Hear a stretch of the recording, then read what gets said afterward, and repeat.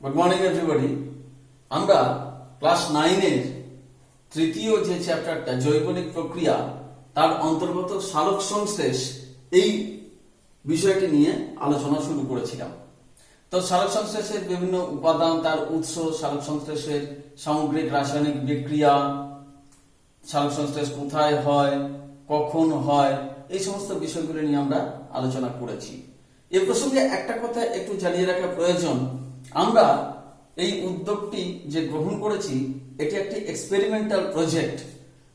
তো এখানে যদি কারো মনে হয় যে তথ্যের অসঙ্গতি আছে, তাহলে তাকে অনুরোধ করব প্রামাণ্য যে সকল টেক্সট বুক রয়েছে সেগুলি কনসাল্ট করে এবং এক্সপার্ট যে সমস্ত টিচার্স রয়েছেন তাদের সাথে কথা বলে এই তথ্যের অসঙ্গতি নিরসন করতে।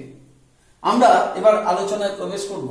সালোক সংশ্লেষের দুটি পর্যায়ের কথা আমরা আলোচনা করেছি এর পূর্বে, যার একটি হচ্ছে আলোক দশা আর একটি হচ্ছে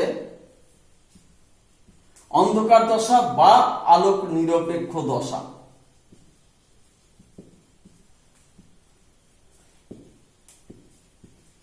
বা আলোক নিরপেক্ষ দশা। আলোক দশা ক্লোরোপ্লাস্টের গ্রানা অঞ্চলে সংঘটিত হয়, এক্ষেত্রে আলোর উপস্থিতি একান্ত প্রয়োজন। অন্ধকার দশা বা আলোক নিরপেক্ষ দশা ক্লোরোপ্লাস্টের স্ট্রোমা অঞ্চলে সংঘটিত হয় এবং এটি হচ্ছে যে আলোর উপস্থিতি বা অনুপস্থিতি উভয় ক্ষেত্রেই এটি ঘটতে পারে। সেজন্য আলোক দশার সাথে আলাদা করার জন্য একে অন্ধকার দশা বলা হয় এবং এটি আলোক নিরপেক্ষ দশা হিসেবেও পরিচিত। তো আলোক দশা সম্বন্ধে আমরা আগে আলোচনা করেছি। আজকে আমরা যে বিষয়টি নিয়ে আলোচনা করব সেটি হচ্ছে অন্ধকার দশা। এই অন্ধকার দশায় কি কি ঘটনা ঘটে? কার্বন ডাই অক্সাইডের কোষস্থ যৌগের অন্তর্ভুক্ত হওয়া বা অঙ্গীভূত হওয়াকে বলা হচ্ছে কার্বন অ্যাসিমিলেশন বা অঙ্গার আত্তীকরণ।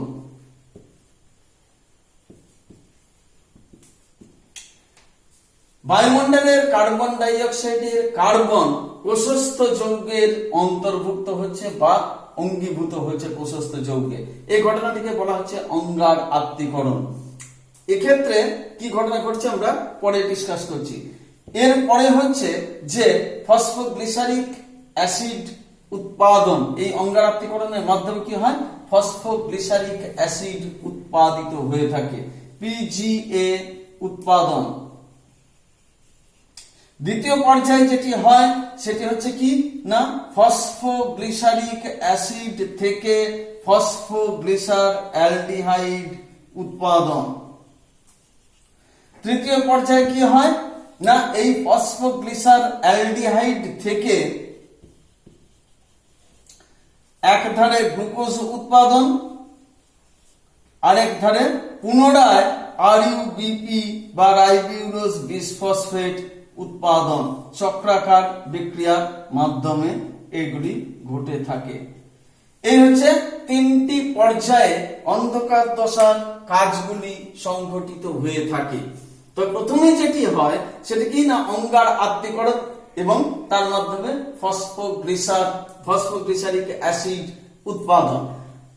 এখানে যে ঘটনা ঘটে সেটি হচ্ছে যে কোষের ওই যে স্ট্রোমা ক্লোরোপ্লাস্টের, সেখানে থাকছে কি না, সেখানে থাকছে আরইউবিপি রাইবিউলোজ বিসফসফেট, একটি 5 কার্বন যুক্ত অণু, একটি 5 কার্বন যুক্ত অণু। তার সাথে এক অণু কার্বন ডাই অক্সাইড অর্থাৎ 1 কার্বন যুক্ত অণু সংযুক্ত হয়। সংযুক্ত হয়ে প্রথমে একটি অস্থায়ী যৌগ উৎপাদন করে। এই অস্থায়ী যৌগটির নাম হলো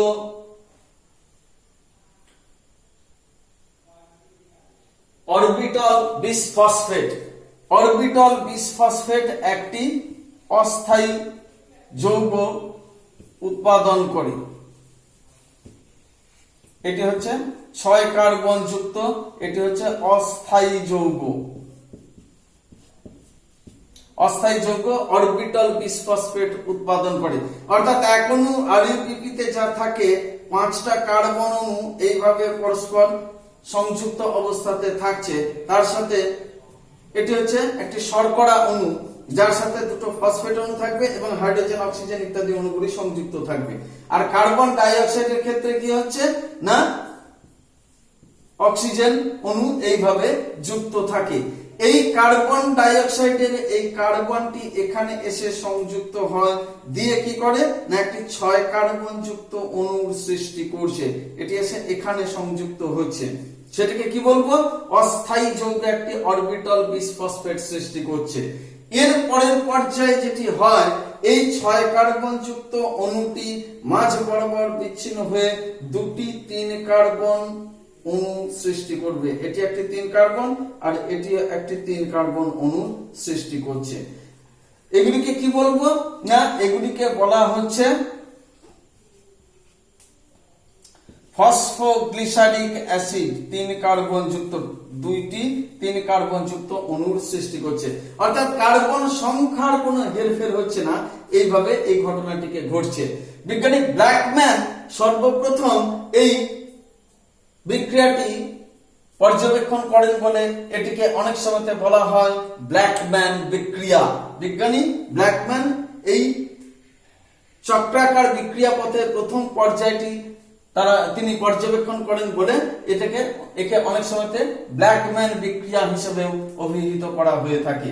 এরপর এই যে ফসফোগ্লিসারিক অ্যাসিড সেটি ফসফোগ্লিসার অ্যালডিহাইড উৎপন্ন করে।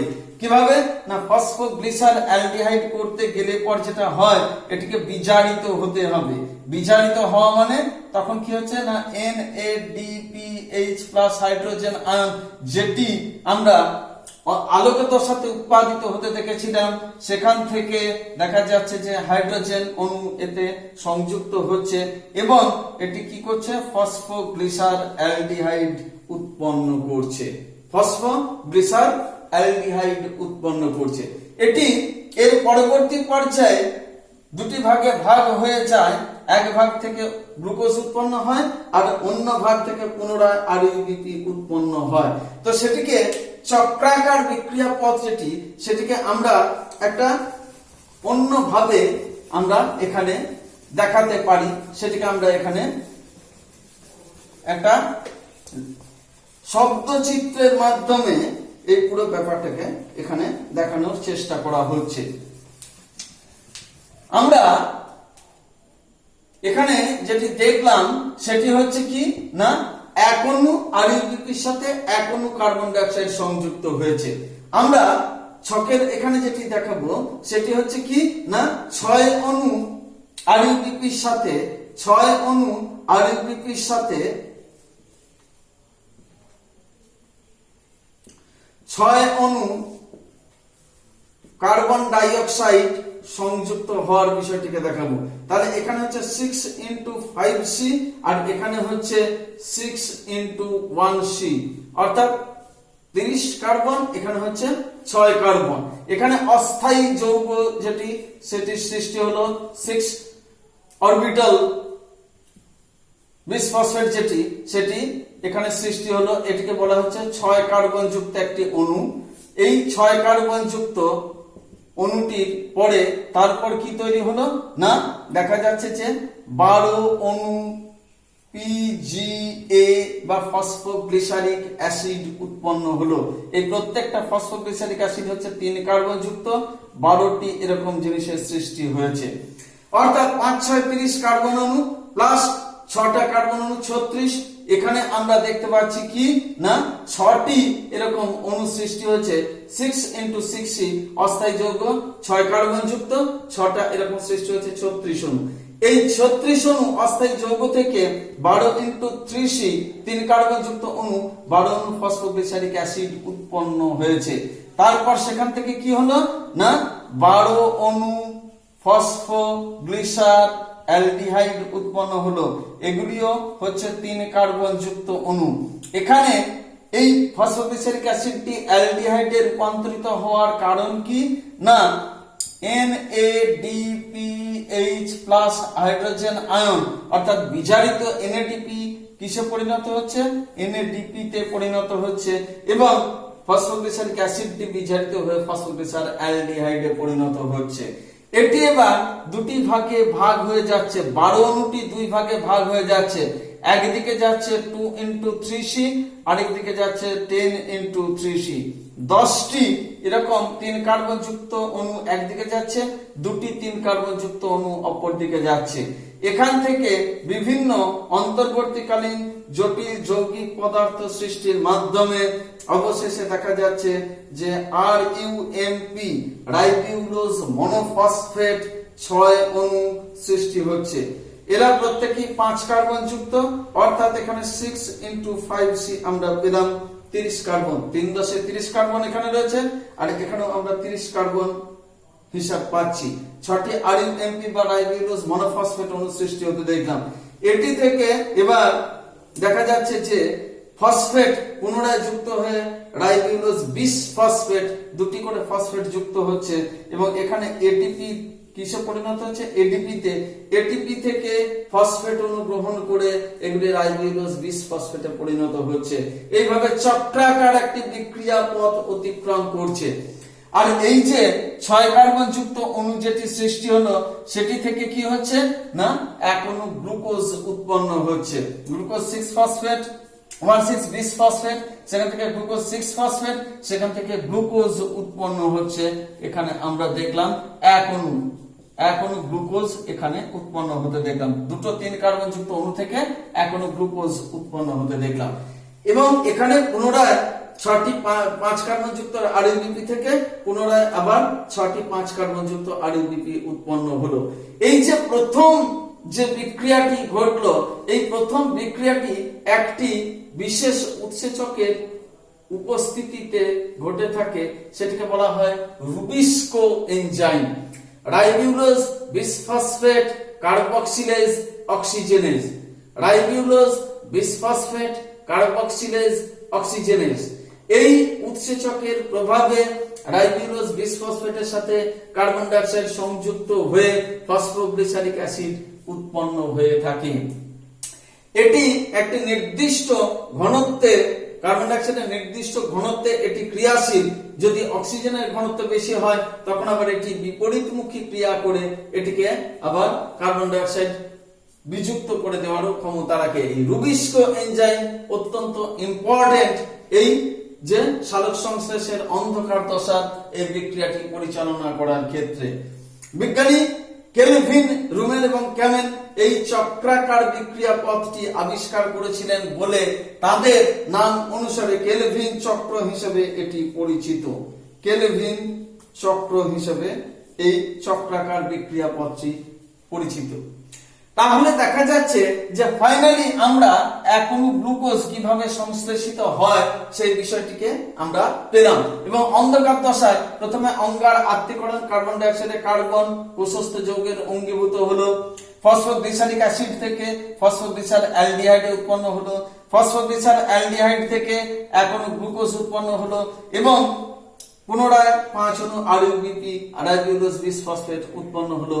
এই হচ্ছে অন্ধকার দশার বিভিন্ন যে স্টেপস বা ধাপগুলি রয়েছে সেটি সম্বন্ধে আমরা আলোচনা করলাম। এর মাধ্যমে তাহলে ফাইনালি আমরা দেখলাম 6 অণু কার্বন ডাই অক্সাইড এবং 6 অণু জলের জৈব রাসায়নিক বিক্রিয়ার ফলে গ্লুকোজ এক অণু উৎপন্ন হলো। এছাড়া কার্বন, অক্সিজেন এবং জল উৎপন্ন হওয়ার বিষয়টিকে আমরা দেখতে পেলাম। এখন বিষয়টি যেটি সেটা হচ্ছে এই যে সালোক সংশ্লেষ, এই সালোক সংশ্লেষে উৎপাদিত গ্লুকোজ তার পরিণতি কি হয়। সারাদিন যখন পাতার মধ্যে গ্লুকোজ সংশ্লেষিত হয়ে চলেছে, অতিরিক্ত গ্লুকোজ সঞ্চয় যদি হতে থাকে তাহলে সালোক সংশ্লেষ পদ্ধতিটি বাধাপ্রাপ্ত হতে পারে। সেই জন্য গ্লুকোজ সেই সময় দিনের বেলাতে কি হয় না স্টার্চ বা শ্বেতসারে রূপান্তরিত হয়ে পাতায় অবস্থান করে। স্টার্চ বা শ্বেতসার হচ্ছে একটি বহুযৌগিক শর্করা, অনেকগুলি গ্লুকোজ অণুর সমন্বয়ে শ্বেতসার গঠিত হলো। রাত্রিবেলাতে যখন সালোক সংশ্লেষ ঘটছে না তখন কি হয় না ওই শ্বেতসার পুনরায় ডায়াস্টেজ উৎসেচকের প্রভাবে গ্লুকোজে পরিণত হয়। এই গ্লুকোজ হচ্ছে দ্রবণীয়, জলে দ্রবণীয়, স্টার্চ বা শ্বেতসার জলে অদ্রবণীয়। সেই জন্য গ্লুকোজের পরিণত হলো, জলে দ্রবীভূত হলো, ফ্লোয়েম কলার মাধ্যমে পাতা থেকে সারা দেহে সে ছড়িয়ে পড়লো এবং নির্দিষ্ট সঞ্চয় অঙ্গে গিয়ে সঞ্চিত হলো। সেখানে গিয়ে কি হলো, পুনরায় অ্যামাইলেজ উৎসেচকের প্রভাবে গ্লুকোজটি শ্বেতসারে পরিণত হলো এবং সঞ্চয়ী অঙ্গে সঞ্চিত অবস্থাতে থাকলো। এটা গেল সালোক সংশ্লেষ। এখন এই যে সালোক সংশ্লেষ, তা তাৎপর্য কি সেটি আমরা দেখব। তাৎপর্য, সালোক সংশ্লেষের তাৎপর্য হিসেবে বলা যেতে পারে যে আমরা সংজ্ঞাতেই দেখেছিলাম যে সৌরশক্তির রাসায়নিক শক্তিতে রূপান্তর এবং খাদ্যের মধ্যে আবদ্ধকরণ ঘটে থাকে। সালোক সংশ্লেষের সংজ্ঞাতে আমরা দেখেছিলাম যে সৌরশক্তির রাসায়নিক শক্তিতে রূপান্তর এবং খাদ্যের মধ্যে তার আবদ্ধকরণ আমরা দেখতে পাচ্ছি। সকল শক্তির উৎস হচ্ছে সালোক সংশ্লেষ। জীব জগতে সকল শক্তির উৎস হিসেবে সালোক সংশ্লেষকে বলা হয়ে থাকে। তার কারণ হচ্ছে যে এই গ্লুকোজ হচ্ছে প্রধান শ্বসন বস্তু। প্রধান শ্বসন বস্তু হলো গ্লুকোজ। উদ্ভিদ, প্রাণী প্রত্যেকের ক্ষেত্রে প্রধান শ্বসন বস্তু হলো গ্লুকোজ। এই গ্লুকোজ দহনের ফলে জীবদেহে শক্তি উৎপাদিত হয়। সবুজ উদ্ভিদ এই গ্লুকোজকে কাজে বিশ্লিষ্ট করে কার্বন ডাই অক্সাইড জল উৎপন্ন করে এবং নিজেদের জৈবনিক ক্রিয়াকলাপ পরিচালনা করে থাকে। কিন্তু সবুজ উদ্ভিদের ক্ষেত্রে শক্তির প্রয়োজন অত্যন্ত সীমিত, তাই বেশিরভাগটাই তাদের শরীরে সঞ্চিত হয়ে থাকে স্টার্চ রূপে। সমস্ত প্রাণীকুল উদ্ভিদ অর্থাৎ সবুজ উদ্ভিদ উৎপাদিত এই শর্করা বস্তুকে খাদ্য হিসেবে গ্রহণ করে। এই গ্লুকোজ থেকে পরে ইত্যাদি সবকিছু গঠিত হয়ে থাকে। এগুলিকে প্রাণীরা খাদ্য হিসেবে গ্রহণ করে এবং এগুলিকে জারিত করে সেখান থেকে শক্তির নির্গমন ঘটায় এবং সেই শক্তি দ্বারা তারা অর্থাৎ প্রাণীরা সমস্ত ধরনের জৈবনিক ক্রিয়াকলাপ, চলন, গমন, রেচন, জনন ইত্যাদি পরিচালনা করে থাকে। কাজেই প্রাণীরা যাবতীয় যা কিছু কাজকর্ম করছে তার জন্য প্রয়োজনীয় শক্তি পাচ্ছে খাদ্য থেকে এবং সেই খাদ্যের জন্য তারা প্রত্যক্ষভাবে বা পরোক্ষভাবে দেখা যাচ্ছে যে সবুজ উদ্ভিদের উপর নির্ভরশীল। সেই জন্য বলা যেতে পারে জীব জগতে সকল শক্তির উৎস হচ্ছে সালোক সংশ্লেষ, এটিকে বলা যেতে পারে। এবং দ্বিতীয় যে বিষয়টি সেটি হচ্ছে পরিবেশে অক্সিজেন কার্বন ডাই অক্সাইডের ভারসাম্য বজায় রাখে। অক্সিজেন এবং কার্বন ডাই অক্সাইডের ভারসাম্য। বায়ুমণ্ডলে অক্সিজেনের পরিমাণ হচ্ছে 20.60% এবং কার্বন ডাই অক্সাইডের পরিমাণ হচ্ছে 0.03%। এই যে ভারসাম্য, অক্সিজেন বেড়েও যাচ্ছে না, কমেও যাচ্ছে না, কার্বন ডাই অক্সাইড বেড়েও যায় না, কমেও যায় না। তার কারণ হচ্ছে সালোক সংশ্লেষ এবং শ্বসন পরস্পর পরিপূরক রূপে একই সাথে পৃথিবীতে সংঘটিত হয়ে চলেছে। সালোক সংশ্লেষের সময় কার্বন ডাই অক্সাইড গৃহীত হয়, অক্সিজেন পরিত্যক্ত হয়। শ্বসনের সময় এই অক্সিজেন গৃহীত হয় এবং কার্বন ডাই অক্সাইড পরিত্যক্ত হয়। সুতরাং যদি সালোক সংশ্লেষ না ঘটতো তাহলে শ্বসনের সময় প্রচুর অক্সিজেন পরিবেশ থেকে গৃহীত হতো এবং কার্বন ডাই অক্সাইড পরিত্যক্ত হতে থাকতো। ফলে বায়ুমণ্ডলে কার্বন ডাই অক্সাইডের পরিমাণ বেড়ে যেত, অক্সিজেনের পরিমাণ কমে যেত। কিন্তু সালোক সংশ্লেষের ফলে কি হচ্ছে, এই কার্বন ডাই অক্সাইড গৃহীত হচ্ছে, ফলে তার পরিমাণ কমে যাচ্ছে এবং অক্সিজেন বর্জিত হচ্ছে, সুতরাং অক্সিজেনের পরিমাণ বেড়ে যাচ্ছে। এইভাবে এই ভারসাম্য এখানে বজায় থাকছে সালোক সংশ্লেষের ক্ষেত্রে। এই দুটি হচ্ছে প্রধান তাৎপর্য সালোক সংশ্লেষের। এখন সালোক সংশ্লেষে যে ক্ষেত্রে বিভিন্ন প্রভাবক কাজ করে থাকে, বিভিন্ন প্রভাবক সালোক সংশ্লেষের ক্ষেত্রে কাজ করে থাকে। এই প্রভাবকগুলি কি কি? এদের প্রধানত দুটো ভাগে ভাগ করতে পারা যায়। একটি হচ্ছে বাহ্যিক প্রভাবক আর একটি হচ্ছে অভ্যন্তরীণ প্রভাবক। বাহ্যিক প্রভাবের মধ্যে আলো, তাপ, জল ইত্যাদি বিষয়গুলি প্রধান হয়ে রয়েছে। আলো অর্থাৎ নির্দিষ্ট আলোক রশ্মি তরঙ্গ দৈর্ঘ্যের উপস্থিতিতে সালোক সংশ্লেষ ভালো হয়। তীব্র আলোতে সালোক সংশ্লেষ অপেক্ষাকৃত বাধাপ্রাপ্ত হয়। দিনে 8 থেকে 10 ঘন্টা মৃদু আলোকে সালোক সংশ্লেষ সব থেকে ভালো হয়। তাপমাত্রার ক্ষেত্রে বলা যেতে পারে 25 থেকে 37 ডিগ্রি সেলসিয়াস উষ্ণতাতে সালোক সংশ্লেষ সব থেকে ভালো হয়। জলের উপস্থিতি একান্ত প্রয়োজন, জল হচ্ছে প্রধান কাঁচামাল। সুতরাং জল যথেষ্ট পরিমাণে যদি পাতাতে সাপ্লাই থাকে তাহলে পর পাতার যে পত্ররন্ধ্রের রক্ষী কোষগুলি রয়েছে সেগুলি উন্মোচন এবং শ্লথন এই সমস্ত বিষয়গুলি সঠিকভাবে নিয়ন্ত্রিত হয় এবং সালোক সংশ্লেষ সঠিকভাবে ঘটতে থাকে। এছাড়া রয়েছে carbon die oxide. Carbon die অক্সাইডে যে পার্সেন্টেজ 0.03%, তার চেয়ে থেকে সামান্য 0.01% যদি বৃদ্ধি পায় তাহলে দেখা যায় যে সালোক সংশ্লেষের হার বৃদ্ধি পাচ্ছে। কিন্তু তার চাইতেও যদি বেশি হয় তখন যেহেতু কার্বন ডাই অক্সাইড হচ্ছে আম্লিক, সুতরাং কোষটি আম্লিক মাধ্যমে পরিণত হয় এবং বিষক্রিয়ার ফলে দেখা যায় সালোক সংশ্লেষ বাধাপ্রাপ্ত হচ্ছে। এছাড়া প্রোটোপ্লাজমের সক্রিয়তা, ক্লোরোপ্লাস্টের উপস্থিতি এই যে বিষয়গুলি রয়েছে এগুলি হচ্ছে অভ্যন্তরীণ প্রভাবক এবং সেগুলির উপরেও নির্ভর করছে সালোক সংশ্লেষ প্রক্রিয়াটি। এই গেল আমাদের সালোক সংশ্লেষের সম্পর্কিত যে আলোচনা সেটি। Thank you.